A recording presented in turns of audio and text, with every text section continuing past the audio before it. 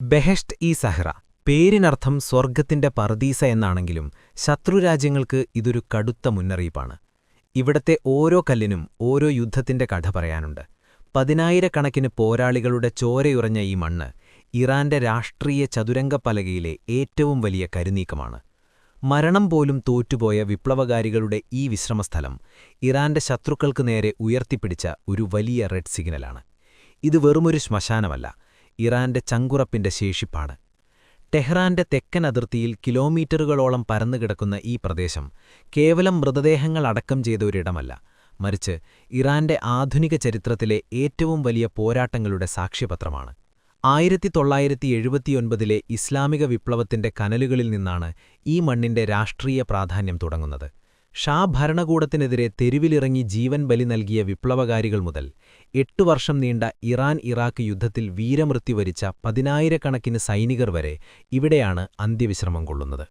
ഓരോ ശവകുടീരത്തിനു മുന്നിലും വെച്ചിരിക്കുന്ന രക്തസാക്ഷികളുടെ ചിത്രങ്ങളും അവരുടെ പോരാട്ട വീര്യത്തിന്റെ സ്മരണകളും ഇന്നും ആ പ്രദേശം ഒരു സജീവ യുദ്ധക്കളമാണെന്ന തോന്നൽ ഉളവാക്കുന്നു. ഇറാന്റെ ആത്മീയ നേതാവായിരുന്ന അയത്തുള്ള ഖൊമേനിയുടെ സ്മൃതിമണ്ഡപം ഈ പ്രദേശത്തെ കേവലമൊരു ശ്മശാനത്തിൽ നിന്നും രാജ്യത്തിന്റെ രാഷ്ട്രീയ സിരാകേന്ദ്രമായി മാറ്റിയിരിക്കുന്നു. ഇവിടുത്തെ ഓരോ രക്തസാക്ഷി വാരവും ഇറാൻ ജനതയ്ക്ക് നൽകുന്ന സന്ദേശം ഒന്നാണ്: രാജ്യത്തിന്റെ പരമാധികാരത്തിനുവേണ്ടി ജീവൻ നൽകാൻ ഞങ്ങൾ തയ്യാറാണ്. വിദേശ ശക്തികൾ ഇറാനെതിരെ സൈനിക നീക്കത്തിനാലോചിക്കുമ്പോൾ അവർ ആദ്യം നോക്കുന്നത് ഈ ലക്ഷക്കണക്കിന് ശവകുടീരങ്ങളിലേക്കാണ്. കാരണം സ്വന്തം ജീവനേക്കാൾ രാജ്യത്തിന്റെ ആത്മാഭിമാനത്തിന് വില നൽകുന്ന ഒരു ജനതയുടെ പോരാട്ടവീര്യത്തിന്റെ ഏറ്റവും വലിയ തെളിവാണ് ബെഹെഷ്ത് ഇ സഹ്റ. വെറുമൊരു സ്മാരകം എന്നതിലുപരി പുതിയ തലമുറയിലെ ഇറാനിയൻ സൈനികർക്കും ഭരണാധികാരികൾക്കും ഊർജ്ജം നൽകുന്ന ഒരു പവർ ഹൗസായി ഈ മണ്ണ് പ്രവർത്തിക്കുന്നു. 2026 ഫെബ്രുവരി അവസാനത്തോടെ ലോകശ്രദ്ധ പിടിച്ചുപറ്റിയത് ഈ സെമത്തീരിയെ ചുറ്റിപ്പറ്റിയുള്ള ഒരു അസാധാരണ പ്രചാരണമായിരുന്നു. ഇറാനിയൻ സ്റ്റേറ്റ് മീഡിയയും IRGCയുമായി ബന്ധപ്പെട്ട സോഷ്യൽ മീഡിയ അക്കൗണ്ടുകളും ബെഹെഷ്ത് ഇ സഹ്റയിലെ പുതുതായി കുഴിച്ചെടുത്ത ശൂന്യ ശവക്കുഴകളുടെ ദൃശ്യങ്ങൾ വ്യാപകമായി പ്രചരിപ്പിച്ചു.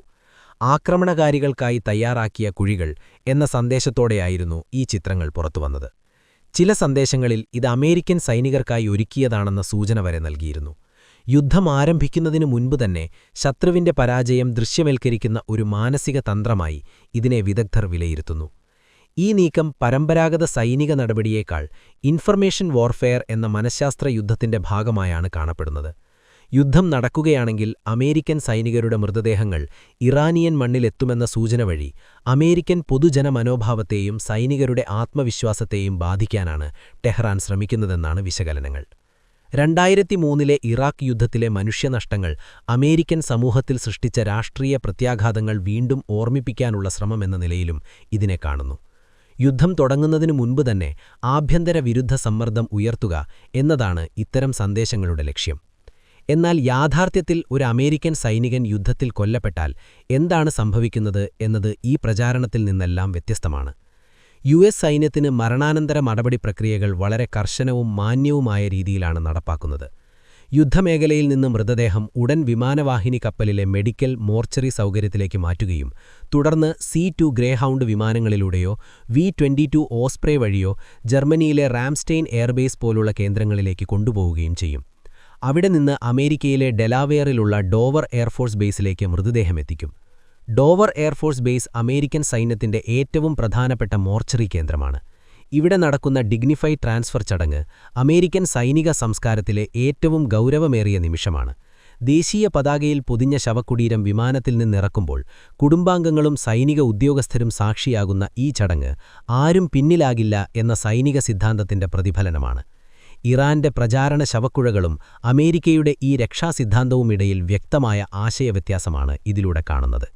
ഇതോടെ ബെഹെഷ്ത് ഇ സഹ്റയും USS എബ്രഹാം ലിങ്കൺ പോലുള്ള അമേരിക്കൻ സൈനിക ശക്തിയും തമ്മിലുള്ള സംഘർഷം വെറും സൈനിക ഏറ്റുമുട്ടലിന്റെ സാധ്യത മാത്രമല്ല, 2 വ്യത്യസ്ത യുദ്ധതത്വശാസ്ത്രങ്ങളുടെ പ്രതിനിധാനമായി മാറുകയാണ്. ഇറാൻ രക്തസാക്ഷിത്വ സംസ്കാരം മുന്നോട്ടുവയ്ക്കുന്നു, മരണത്തെ മതപരവും ദേശീയവുമായ വിജയത്തിന്റെ ഭാഗമാക്കുന്നു. മറുവശത്ത് അമേരിക്ക സാങ്കേതികവിദ്യയും രക്ഷാപ്രവർത്തന സംവിധാനങ്ങളും ഉപയോഗിച്ച് ഓരോ സൈനികന്റെയും ജീവനും മരണവും പരമാവധി വില നൽകുന്ന സൈനിക മാതൃകയാണ് അവതരിപ്പിക്കുന്നത്. അതിനാൽ ബെഹെഷ്ത് ഇ സഹ്റയിലെ ശൂന്യ ശവക്കുഴകൾ ഒരു ഭീഷണി സന്ദേശമോ പ്രചാരണമോ മാത്രമല്ല, ആധുനിക യുദ്ധം ഇനി തോക്കുകളും മിസൈലുകളും മാത്രം ഉപയോഗിച്ച് നടക്കുന്നില്ല എന്ന സത്യത്തിന്റെ തെളിവാണ്. യുദ്ധം തുടങ്ങുന്നതിന് മുൻപ് തന്നെ മനസ്സുകളെയും ധാരണകളെയും സ്വാധീനിക്കുന്ന വിവരയുദ്ധമാണ് ഇപ്പോൾ പ്രധാന ആയുധമായി മാറിയിരിക്കുന്നത്. പശ്ചിമേഷ്യയിൽ സംഘർഷസാധ്യതകൾ ഉയരുന്ന ഈ കാലഘട്ടത്തിൽ ശവകുടീരങ്ങളും രക്ഷാ ഹെലികോപ്റ്ററുകളും ഒരേപോലെ യുദ്ധത്തിന്റെ ഭാഷ പറയുന്ന പുതിയ ലോകക്രമത്തിലേക്കാണ് മനുഷ്യരാശി കടന്നിരിക്കുന്നത്.